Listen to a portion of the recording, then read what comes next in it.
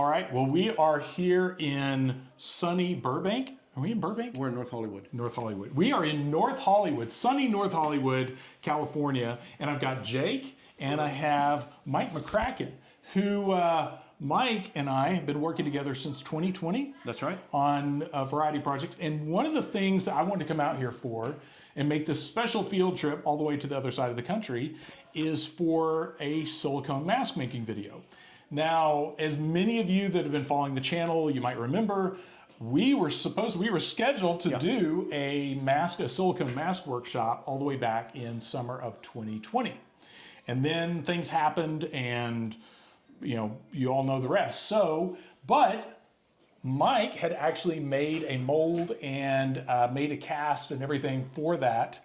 And so we were about 3/4 of the way there before the world came apart. Yeah. So what I wanted to do, I dug that mold out, which, behold, this is the mold. Yeah. You're now reunited with your mold. Now, this is an interesting mold just because a lot of guys make mask molds like this with epoxy resin, laminating resin, and that sort. So this is a little different approach. So one of the things as I break this open, I wanted you to just kind of explain your thought process, because we never did have a chance to really... We didn't really go through it because we couldn't. Yeah, so I've got it just strapped together for now, but I'm going to go ahead and open this up. And Jake, if you don't mind, be ready to... Hold that. Thank you, sir. Okay. And yeah, so if you want to remind the audience what this material is... Yeah, since we've all slept since we originally... Yeah, we just woke up. This is, the gray is 1630. Right. And many of you that follow the channel know 1630 is a filled tooling resin that's typically used for prosthetic molds. So for like snap molds and that sort of thing. But you guys use that as a surface coat. Yes. And then we backed it up with... That is BR75D, which is a thixotropic... typically used for mother molds, but y'all use that as a to give strength to that surface coat. Yeah, reinforced with conduit piping on both sides, right? And the sculpture, the initial sculpture was Chavant. So we started with the Chavant sculpt, and then a water clay parting line, and then the mold making process began. Okay, so we're going to take this apart now. There's the back. You'll just hold that right there. And there's the front. The tape is holding on, we can remove the tape, because the tape is holding a detachable mouth. The detachable mouth enables us to have an articulate mask. And when I say an articulate mask, it enables the wearer to move their mouth. So it's all held together with magnets. Okay. So you've got, so this is, yeah, and I have not even... This is 1630, so these are 1630 plugs that go inside. This is just a polyester, hollow polyester fiberglass core. This is 1630 plug that goes in that's held together with magnets. So the magnets can come in, come out very easily after it's been cast in silicone. And then when you do a core like this, because again, this is one of those things, you did some of the work out here and then some of the work at Matthew Mungel's studio in Austin. Right.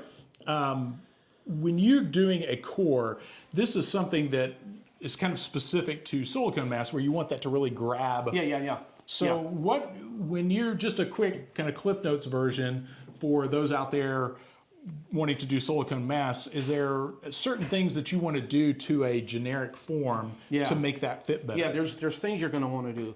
First off, you want to have a space for ear. Too many head forms do not have an ear space. After a period of time when you're wearing a silicone mask, even a foam latex mask, if there's not a cavity for your ear, that silicone is going to be pressing against your ear and it gets very, very irritating. After about 45 minutes, it actually hurts. The other thing you want to do is you want to hollow out your eye space. So the core, the space in the eyes have been hollowed out so that you get a deeper socket so that the silicone mask fits tight against your face. After the sculpture was finished, it was sealed with Krylon Crystal Clear. Okay. After 2 layers of Krylon Crystal Clear had set, we sprayed. We put a clay wall up as our dividing wall, and then we sprayed E236 as our release agent. Is that right? Okay. Yeah. And that's when you're releasing that, and of course this is urethane, so it's very adhesive. So you've got that part, and on the eye forms, this is something too that you have these eyes, and let's see, do we have the mask handy? So okay, so there's the finished mask. Now the interesting thing here is the eyes. You actually have vacuum forms. These are vacuum form bucks, right, for making the eyes, right. And this allows us to, have a hard copy, right? Okay.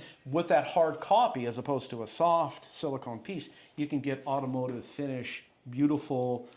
There's such a variety of colors in the automotive world in terms of paint that we can, it's just much better to have a hard copy for your eyes. So these aren't, you're not seeing through, this is actually, the eye holes are actually... These designed within the sculpture are actually areas for viewing. So you can see, the wearer can see through here, the sort of the corners of the eyes you can see through there.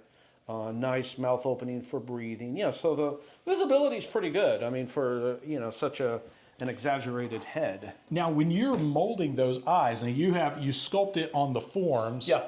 But then you're removing those forms. So what the initial step was to finish the sculpture, right? Okay. So the sculpture is finished in Chavant.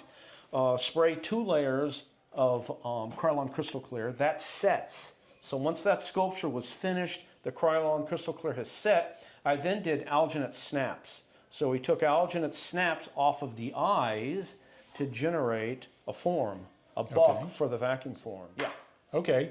And then, so now you've got the allowance. So now we dug that out, right? So now we had to have a recessed area so that this would fit in, right? So knowing what thickness I wanted, I removed in the sculpture that gets manifest in the cast the recessed area that the lens would fit in.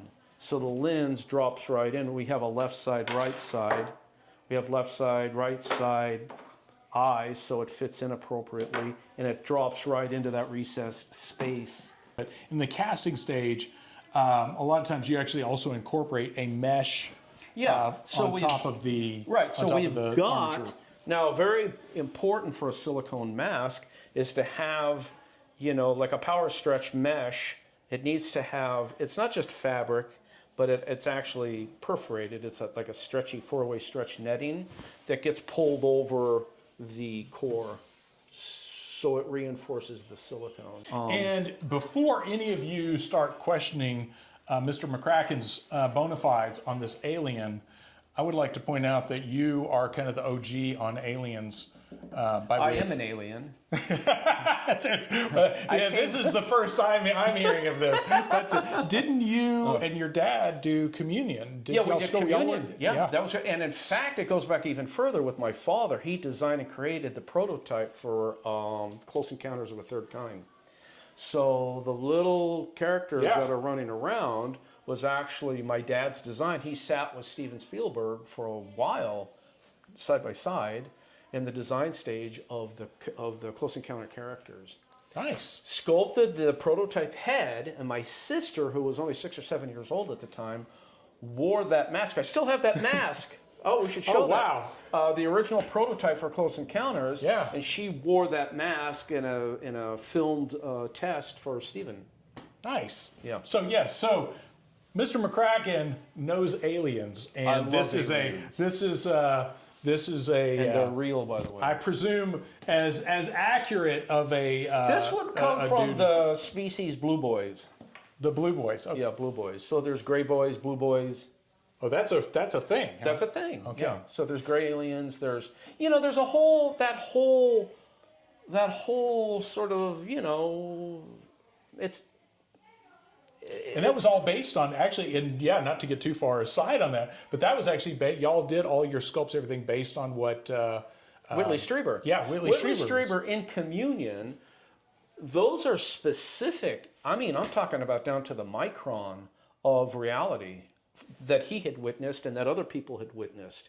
So this was not just Whitney's personal observation. He had interviewed people all over the world who have been abducted. So those aliens in Communion are hardcore. And then if you've seen the film, if you guys haven't seen the film, you should watch it, because there's a point where the face gets removed, and what's revealed underneath is one of their manifestations, but that's not even the complete manifestation, which is this elephantine appearance that's inside underneath the mask. The concern at the time was that Whitney Streiber, Whitley, not Whitney, his concern was that there was a risk of people losing their mind if they actually saw that. People have lost their mind with the reveal of what they actually look like underneath. So there's actually drawers on their vessels of what they can appear as. So what they truly look like changes. It's ever exfoliating, ever changing. This is wow. Okay. In fact, the thing is, here's the other thing that's really fascinating about it. Whitley was so concerned about the credibility of this that it had to look right. We had skylights in our shop. We had to cover the skylights so that the visitors couldn't see that we were making them. Is that how you refer to them, as the visitors? The visitors could see. Whitley's concern was that the visitors would see what was going on and like screw things up. So there was a lot of security on that film. So this is our finished alien. This is our finished alien sculpt, and that is the basic configuration of the mold. And I guess one last thing before we wrap it up is the pour of the mold. So when you've designed this to be poured through the top, back, top of the head. This is a pretty convoluted sculpt. There's a lot of shapes in and out. It's a very Baroque, you might say, in terms of the movement and the shapes that are going on, which presents a lot of potential for trapping air, right? So if you're pouring the silicone, you don't want to trap air bubbles in there. You can see like I say, it's a very Baroque, using an art term, a lot of shapes in and out, right? It's not just a simple smooth piece. So keeping that in mind, you've got to get the silicone imported into the mold, because you've got a core and you've got the negative mold. So you've got to, first of all, accommodate a big enough pour spout to get the material in, and then keeping it at such an angle so that it de-airs. So as the material flows in, flows back out, the air escapes. So in the original cast, you guys actually brushed in an iridescent powder. To get to provide this otherworldly effect, we wanted a pearlescent, opalescent effect, and the silicone is really wonderful for picking those powders up. So we dusted the mold with a type of pearlescent powder and a mixture of some purplies and blues and some reds in there. And it's fantastic because the mold holds those powders, and when the silicone gets poured in, the silicone picks up those powders and it gets integrated into the bonds casting. to the surface. Right. Now, when you did that, so real critical then, I'm assuming those powders are put in after the release. So you release the mold, and what release do y'all typically? So the release is fantastic. It's really, you're just spritzing in. It's a combination. What you do is you mix a combination of liquid soap, right? In this instance, it's Dawn. The blue isn't because the character is blue. I mean, it's such a thin thing. So you combine that with isopropyl alcohol, right? So you do like a 50-50 mix. You're mixing in isopropyl alcohol with liquid detergent soap, typically dish soap, right? And then you're spritzing it in, 2 or 3 layers. After each layer, you hit it with a hair dryer, and then you're going to do that, and you're going to do it on the core as well.